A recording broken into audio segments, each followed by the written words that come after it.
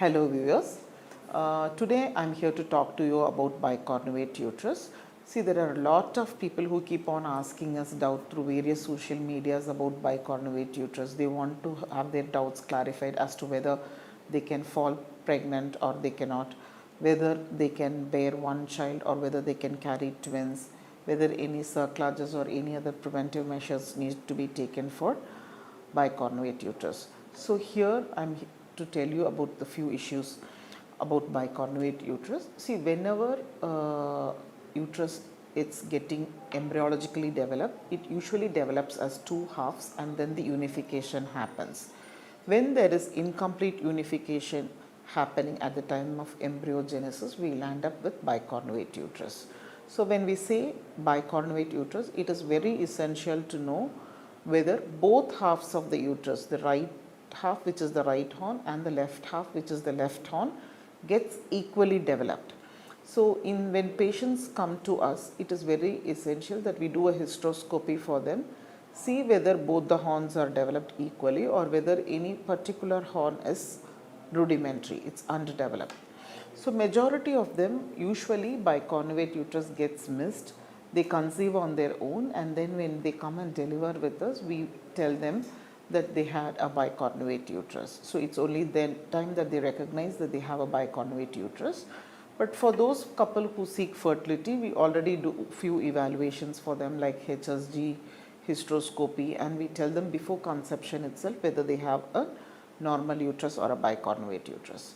So in case we diagnose them to have bicornuate uterus, we need to know the details about the uterine cavity, the space available and the space available in each horn. If they are to conceive with natural sexual intercourse or through IUI, it is very difficult for us to detect which horn the pregnancy has to happen because it happens spontaneous. We could only monitor them and guide them after that. But if it is an IVF pregnancy or an ICSI pregnancy, we usually decide which horn is good and we transfer the embryos accordingly and make sure that she conceives in the horn which is more roomy and more spacious. To look at whether all the bicornuate uteruses will have high risk of preterm labor, we need to understand that it is not so. Most of the bicornuate uterus just behave the normal way as those with normal uterus. It's only when the horn is too small, they end up having a preterm labor. So it is very essential that if they are diagnosed to have bicornuate uterus or unicornuate uterus, they need to be under proper follow-up with us to make sure that they don't get into preterm labor. And if it is a twin pregnancy, decision of having a prophylactic encirclage should also be discussed with the couple. So it is only a word of caution to just say that they need to care during their pregnancy period. It is nothing alarming. They need to take a bit of more care during their antenatal visits and a bit of more care not to do strenuous work and everything. If both horns are well developed, then they need not be any extra precautious step.